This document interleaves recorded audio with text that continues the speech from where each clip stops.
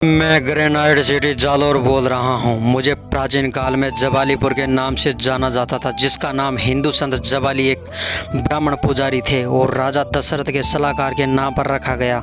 शहर को स्वर्णगिरी या गोल्डन माउंट के नाम से भी जाना जाता है, जिस पर आज किला खड़ा है। अगर आप मेरी लोकेशन की बात करो तो अजमेर से मेरी दूरी 283.6 किलोमीटर है। अगर आप मेरे इतिहास की बात करो तो 10वीं शताब्दी में मेरे शहर जालौर पर परमारों का शासनकाल था। 1181-82 में कीर्तिपाल ने मेरी स्थापना की, जो नारौल शाखा के शासक थे।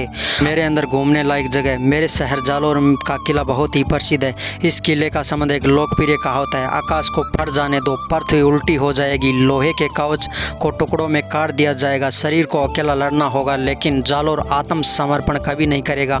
राजस्थान के दक्षिणी पश्चिम भाग में स्थित जालौर के किले को मारवाड़ राज्य का गढ़ माना जाता है। पूर्ण रूप से हिंदू शैली में निर्मित इस किले का निर्माण 8वीं सदी में गुर्जर प्रतिहार शासकों द्वारा करवाया गया। सोकड़ी नदी के तट पर बना यह गिरी दुर्ग किले का द्वार बेहद ही सुरक्षित है, जिन्हें आज तक कोई आक्रमणकारी खोल नहीं पाया। यहाँ पर परमार, चौहान एवं खिलजी शासकों का शासन रहा। चलिए आज हम जालौर के किले के बारे में जानकारी प्राप्त करते हैं तथा इसके रहस्य व इतिहास को जानते हैं। जबालीपुर या जालौर सोकड़ी नदी के किनारे बना यह किला राज्य के सुदृढ़ किलों में से एक माना जाता है। इस किले को सोहनगढ़ या स्वर्णगिरी या कंचनगंगा के नाम से भी जाना जाता है।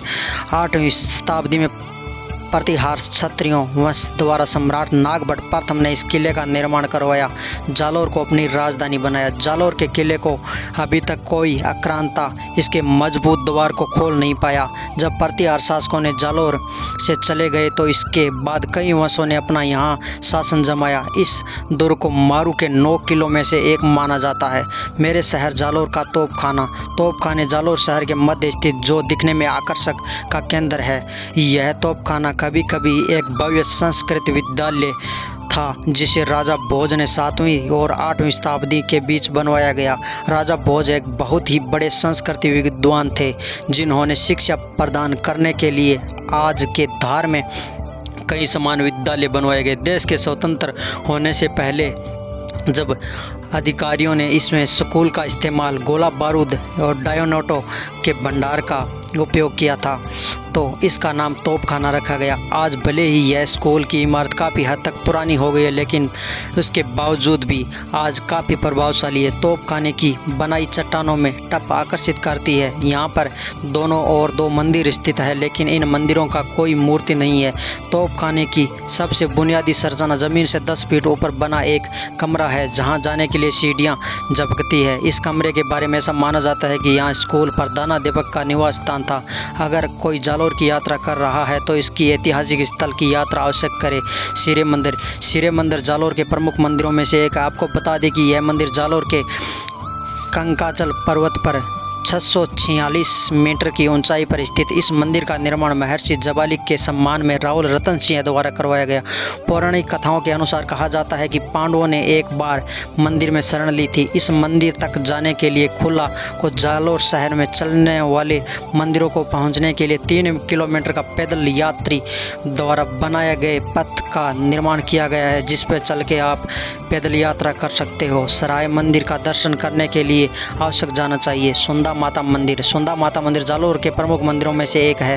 भारी संख्या में अपनी ओर आकर्षित करता है। सुंदा माता समुद्र तल से 1220 मीटर की ऊंचाई पर बना है। इस मंदिर की साल भर भक्तों की भीड़ लगी रहती है। यह मंदिर एक पवित्र स्थान है, जिसे देवी चामुंडा देवी की मूर्ति जो सफ़ेद संगमर से बनी है। सुंदा माता के मंदिर का डिजाइन माउंट आबू में स्थित दिलवाड़ा मंदिरों से काफ़ी मिलती है। इस मंदिर में ऐतिहासिक मूल्यों के शिलालेख भी है। अगर आप राजस्थान के जालौर जिले की यात्रा करते हो, सुंदा माता का दर्शन करने के लिए एक बार जरूर आना। जालौर वन्य जीव अभयारण्य। जालौर का वन्य जीव अभयारण्य भारत का एकमात्र निजी अभयारण्य है, जो जालौर के प्रमुख पर्यटन स्थलों में से एक है। यहाँ पर आपको काफ़ी मात्रा में हिरण देखने को मिल जाएंगे, जो 190 वर्ग किलोमीटर में फैला हुआ है। अगला नीलकंठ महादेव मंदिर। नीलकंठ महादेव मंदिर जालौर जिले की एक भद्राजून तहसील में स्थित है, जो पर्यटकों को बेहद आकर्षित करता है। गांव में प्रवेश करते इस समय पर आप इस मंदिर को देख सकते हो। नीलकंठ महादेव मंदिर भगवान शिव को समर्पित यह मंदिर अपनी ऊंची संरचना से यहाँ आने वाले पर्यटकों को बहुत प्रभावित करता है। इस मंदिर के बारे में कहा जाता है कि यहाँ पर एक विधवा महिला ने एक शिवलिंग देखा और इसके बाद नियम रूप से इसने शिवलिंग की पूजा करनी चालू कर दी। महिला के मजबूत विश्वास और पारिवारिक लोगों को इस शिलालेख लेक में कई बार दफनाने की कोशिश की। यह शिवलिंग बाहर निकलता जाता रहा। इस तरह वहां रेत का एक विशाल टीला उभर गया। शिवलिंग का चमत्कार को देखकर इस मंदिर की स्थापना की गई। यह मंदिर बहुत ही पुराना है और इस मंदिर में बारिश के मौसम में और शिवरात्रि के दौरान भी भक्तों का तांता लगा रहता है। अगर आप जालोर की यात्रा करते हो तो शिवरात्रि के समय कर रहे इस मंदिर का एक बार दर्शन जरूर कर लें।